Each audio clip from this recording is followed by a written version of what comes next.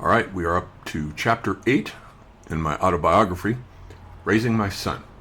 And that's me in Richmond, in the Bay Area, up there in California, Northern California, just outside of San Francisco, in the house that we were renting. And holding up the kid, there he is, fresh out of the oven. All right. Just before we had gotten pregnant, I had been working as a manager of a bookstore in North Beach in San Francisco. My wife had lost her job working for a .com that advertised for escorts and now needed work, so I decided to hire her to help me run the bookstore. I called the owners and explained to them that she had bookstore experience as well as managerial experience, and so they allowed me to hire her, and I brought her on board. Once again, we were working together at a bookstore, only this time we were running the joint. She brought a sense of order and harmony to the place, and the staff liked her a great deal. Of course, every now and then, we would go upstairs to my office and have sex, then come back down refreshed, just as we used to do when we worked at Half Price Books in Ahwatukee. When my son was born in 2003, the owners allowed us to bring him to work with us at the bookstore. And so we would set up a crib for him behind the cash register where none of us would stay parked. One of us would stay parked ringing up customers and taking care of the kid, while the other would shelf books. Our son was raised from day one, surrounded by stacks and stacks of books, and we were already reading to him. He was imprinted with a literary mentality from the get-go, and we were determined that he would be a reader for the rest of his life, and so he was. But the problem was that the bookstore wasn't making any money for the owners. It wasn't losing money, it was always just breaking even, but it had been 3 years and still no profit. Though the store was located directly across the street from City Lights Books, which sold exclusively new books, whereas ours sold mostly used, the neighborhood of North Beach was no longer the literary neighborhood that it had once been in the days of the Beats. Now it was all strip clubs, porn shops, and fine dining. Indeed, during my lunch hour, I would often venture across the street to a place called the Lusty Lady, which Francis Ford Coppola was known to have frequented in his early years, and go in and masturbate in front of a woman who was inside of a kind of glass terrarium. You could tell her what to do, and she would change positions for you while you masturbated. And sometimes bored strippers would come into the bookstore and buy a science fiction novel or whatever they were into. But most nights it was very quiet with few customers, and I would stand in the side entranceway on Romolo, looking out at the intersection of Columbus and Broadway at the glistening neon-soaked, rain-wet street, smoking a cigar and wondering what to do. And so this is North Beach at night on a rainy night, and the bookstore was, it was right, Romolo is this little alley, kind of alley streetway, right here past the Hungry Eye. And so this would have been the bookstore right on the edge of this building, right there, where I would stand and look out at the intersection there. In 2005, the owners finally decided to let us go. They wanted to try out a new manager, but I explained to them that the store's failure wasn't my fault, but rather the nature of the neighborhood. I had done everything I possibly could and invested enormous amounts of energy and labor into trying to make it work. It was the neighborhood, not me. And indeed, I proved to be correct. The manager they hired after me tried to run the place for 2 more years, but she couldn't do any better with it than I had done, and so it sank and shut down in 2007.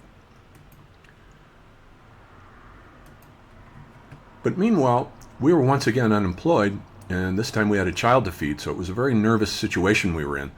We sold off one of our cars to come up with some money to move with, but the question now was where to go.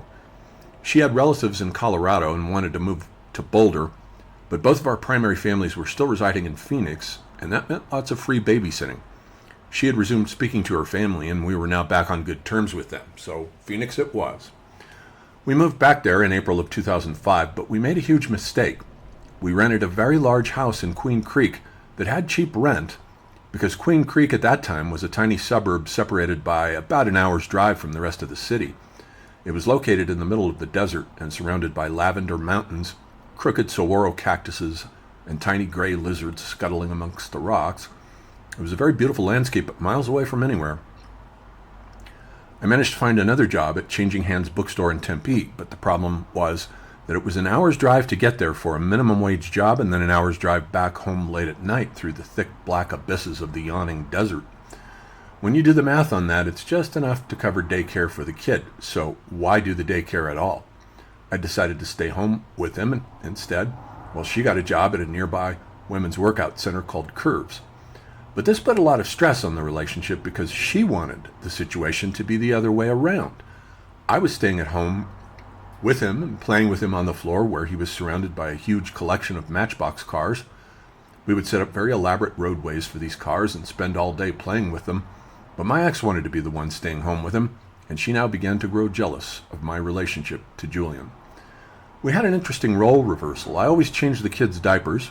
She never once changed them. And at night, I was always the one who put the kid down to sleep. She couldn't do it. She would try and hold him, but he would just keep crying, and she would get frustrated and hand him over to me, whereupon he would be quiet and sleepy within minutes, and I would put him down into his crib. She was growing more and more jealous by the day. I had the magic touch with him. She did not. And the other problem with this house was that the property was infested with scorpions. Now, I had grown up in Phoenix, but I had only ever seen a scorpion once. I watched one night as a yellow scorpion scuttled under my father's trailer when we turned on the porch light when I was a kid, but that was it. On the Queen Creek property, I started noticing the amber carapaces of dead scorpions all around the backyard. I had been walking on the paved porch out there at night barefoot, but now I stopped doing that. I peered over the cinder block fence at the neighbor's backyard and saw that the house was empty, and I wondered about that.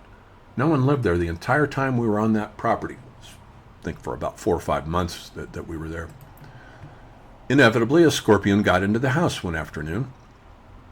It scurried across the saltillo tile floor of the front room, and the moment I saw it, I instinctively ran into the television room to pick my son up off the floor where he had been playing. Melinda then dealt with the scorpion as I stood there with the kid clinging to me and looking curiously down at it. She sprayed it with a can of Lysol, which stunned it, and then grabbed a heavy book from one of the nearby bookcases and smashed it down. That was it for the scorpion, but I knew right away that there was no way we could raise a 2-year-old child in a house where the property was infested with scorpions.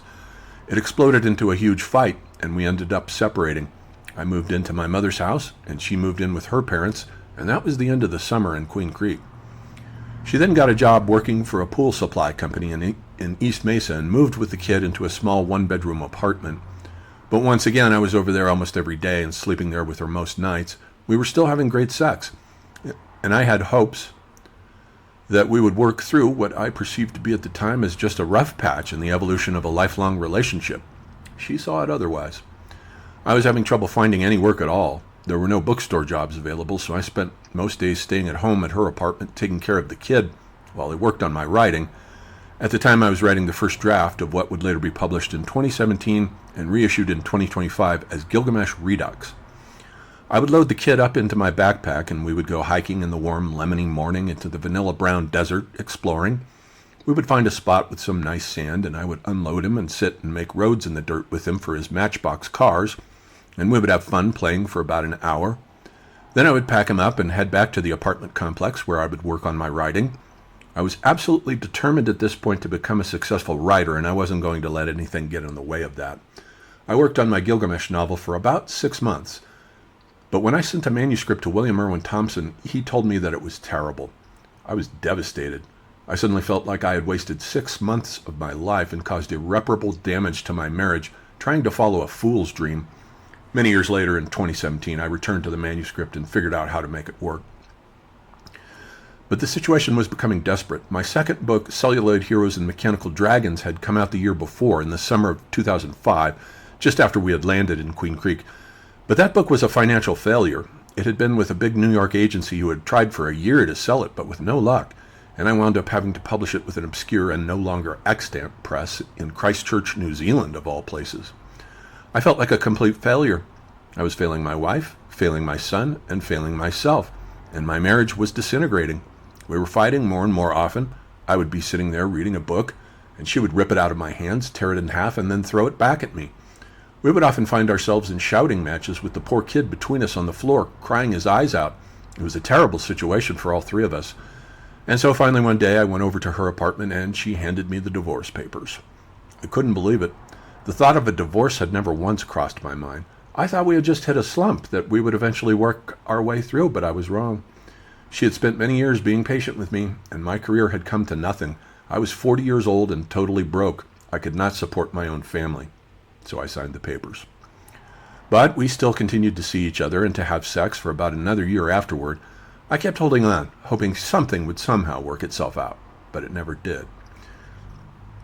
Meanwhile, I had begun to work on a new book, which was published in 2010 with the title Dead Celebrities, Living Icons, about the cult of the dead celebrity. It was initially entitled Death and Fame at the Speed of Light, but the publisher, a big New York house called Prager, made me change the title.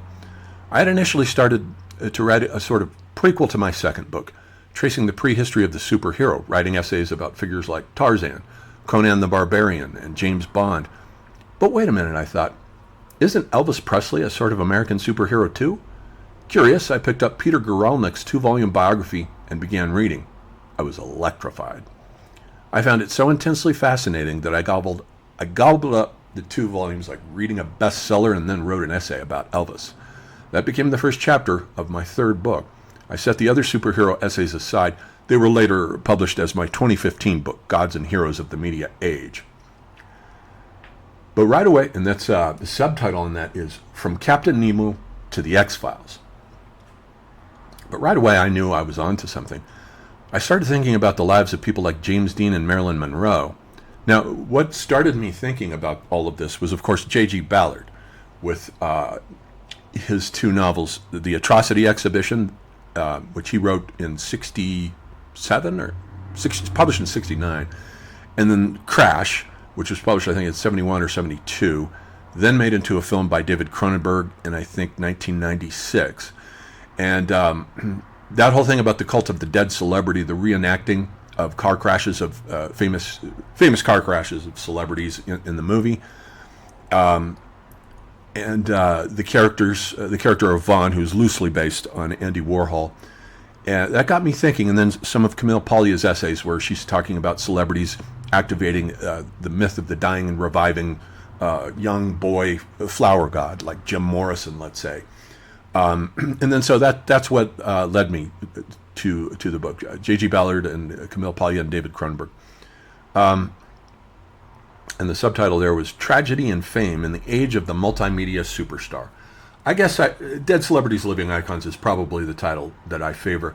Now, I'm going to re-release this book. I have written to Prager. The book never sold for them, and I believe it's out of print. And I asked for the rights back, and they said they're in the process right now of reverting the rights back to me so that I can publish it as part of my Iconic Books press appropriately. And I'll republish it. I might add a couple of more celebrity portrait studies, possibly Prince, possibly, let's see, who else was I thinking about? Kurt Cobain, maybe, and maybe a couple others, and with lots of full-color images. It never had a paperback run because it didn't do well enough as a hardcover, so it only exists right now in a hardcover.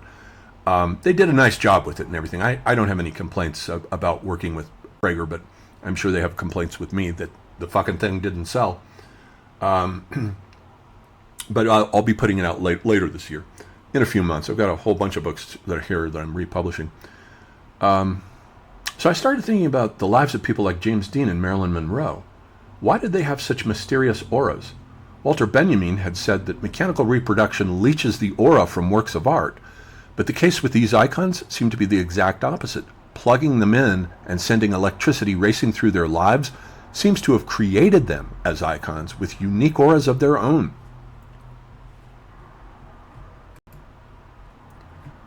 At that point, for the first time in my intellectual development, I became curious about French postmodern philosophy. I started reading Jean Baudrillard because I was certain that he would have something interesting to say about the mythology of the celebrity. I started with his famous book Simulacra and Simulation and was immediately hooked. Then I read his comic and brilliant take on America. Then I began to read Paul Virilio, a sort of rival of Baudrillard's. I went back and forth between them, alternating texts. Pretty soon I had crossed over into the world of postmodern philosophy and was loving every bit of it. Unlike Jordan Peterson, who bashes postmodern philosophy because he can't understand it, he's not bright enough to understand it, and he's not disciplined enough to sit down and do the work that's required to understand these books. The other thing about reading pomo philosophy, especially with somebody like Derrida, you're not going to get anywhere with Derrida without having read and understood Heidegger. He's the godfather to the whole development. And it took me years to understand Heidegger. He was probably, I would say, the most difficult philosopher that I've ever read. But once he clicked, when I sat down With grammatology, I was able to read it over a weekend like a bestseller. Just sailed right through it. So if you want to understand Derrida, you have to master Heidegger first. After that, the rest, Foucault, Deleuze, the rest of postmodern philosophy will just come easily to you. But Heidegger is the key. So, and then one day while browsing the philosophy section in a Barnes & Noble, I noticed a book with a curious title, 1,000 Plateaus. What the hell could that be about? I took it home and started reading it and couldn't stop. Haven't stopped since. I just taught a class on it a few months ago. Then onward to Slavoj Žižek's very entertaining persona and his rambling writings and so on. So by 2009, I had finished my third book and found a major New York publisher to take it on, Prager Greenwood, a long-established publisher of theoretical works about pop culture. And back in the 60s, they used to publish all kinds of works, philosophical works. They're very well known for publishing philosophy. They gave me a small advance, and that allowed me to move out of my mother's house and rent a very small one-bedroom apartment in Mesa near a bookstore called Bookman's, which had recently hired me. This was the complex that I lived in. Appropriately enough, it was called Lucera, which means light, of course, lucence. And there's good old Bookman's. Boy, that place was the bomb. Somebody had the brilliant idea there of not just selling books, but of doing basically a physical equivalent of Amazon. They sell everything there. It started with books, like Amazon did. And it's a multimedia store that's mostly used merchandise, almost exclusively used merchandise. You could get vinyl there, you could get tape cassettes, CDs, DVDs, and this was all in 2008. All that stuff, and I'm sure it's still available there. Just a brilliant place. I wish Santa Fe had a place like this. Despite Santa Fe's cultural sophistication and Mesa, Arizona's lack of it, Santa Fe does not have a bookstore that comes even close to this. And if they did, it would be a gold mine. But I don't know what the deal is, why somebody hasn't figured that out. I loved working at Bookman's. I worked a stable 40-hour week for about a year and a half. I got along very well with the staff and the manager who was grooming me to become a manager there. But then the '08 financial crash happened. My ex had lost her job at the pool supply company where she had been working. Two of her sisters had moved up to Denver and found good jobs there, and they were pressing her to move up there too. My ex could not find a good job in Phoenix, but they insisted she would find work in Denver or Boulder. We had long talked about moving to Boulder, and now she had finally decided to move there. So, in November of 2008, she took my son and went to live in Boulder, where she did indeed immediately find a good job working at an alcohol re-education center. I couldn't go yet, however, because I was locked into my lease until springtime. So I remained living in that apartment for the next 5 months, working on finishing up the celebrity book and beginning another book, The Age of Catastrophe. I worked 5 days a week at the bookstore and fell into a routine where I would come home at night, drink beer, watch a movie that I had brought home from the bookstore, and then go to bed. I was falling into another severe depression. I missed my son terribly, and it had been heartbreaking to watch him and his mother drive away as they headed up to Boulder. Then about a month before I was due to move up to Boulder, I met a girl at the bookstore named Shauna. She was a beautiful young blonde. I'm not usually attracted to blondes, although there are always exceptions, who was a customer looking for books by Kierkegaard. I took her over to the philosophy section and recounted all kinds of ideas to her, and at once something clicked in her, and she became instantly attached to me. She started showing up at the bookstore every day and following me around while I shelved, talking to me about philosophy. However, she was 18 years old and I was 41. She needed a ride home one night, but before I let her get in my car with me, I made her show me her driver's license. She had just recently turned 18. Thank God. She was, however, a talented and brilliant musician. She was already working on writing a symphony and had plans for an opera. We would go back to my place every night after work and just sit and drink beer and talk about culture and the arts. She was, however, a virgin and claimed that she didn't like men. She had specifically become a black belt in karate to make sure she never got raped. I was astounded. Where did this hatred of men come from? But she was never really able to make it clear to me or herself why she felt so paranoid about men. I suspected she had been sexually abused as a child, but she claimed she had no memory of anything like that. It could have been karmic, I suppose. Our conversations, however, over the next few weeks began to turn increasingly toward sex. We started talking about it, and she started telling me that she might be willing to have sex with me, but that she could never allow me to be on top. I burst out laughing. And then came the night before I was about to leave for Boulder. She stood in the doorway as I said goodbye to her. It was either her or the kid, Note that I chose to be with my son. Could have had a hot 18-year-old. I passed that temptation up.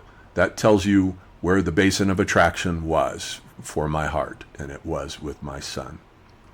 I kissed her gently and languidly for the first time. "Do you want me to come to Boulder with you?" she said. I hesitated a moment, then said, "Let me get situated first, and then maybe you can come up." I had already texted my ex that I specifically wanted to have sex with her when I got there, and she had agreed to it, so I didn't want to mess that up. So I said goodbye to Shauna and never saw her again. I later learned that she had become a lesbian. No surprise. The next day I got into my car and drove up to Boulder. Halfway there I stopped in Santa Fe to spend the night. I had already visited the town once before during an excursion into one of Bill Thompson's Lindisfarne events and fallen in love with the place. I knew, just as I had known when we had first visited Berkeley, that I was going to live there someday. And there it is, Santa Fe. And I've been here for 7 years now, 7.5, and I just love the place. It's life at a human scale here. There are no skyscrapers. There are no Fortune 500 corporations here. The place has been here forever, at least 500 years. But if you count the Native Americans, it's way, way longer than 500 years, maybe a couple of thousand. So it is a very culturally and spiritually axially rooted place. I have encountered, of course, a lot of flakes and goofballs and some outright morons and assholes. And I noticed when I was tallying the math on these people, most of them are has-beens and wash-ups, they're all white. I think that's interesting because half the town is Hispanic.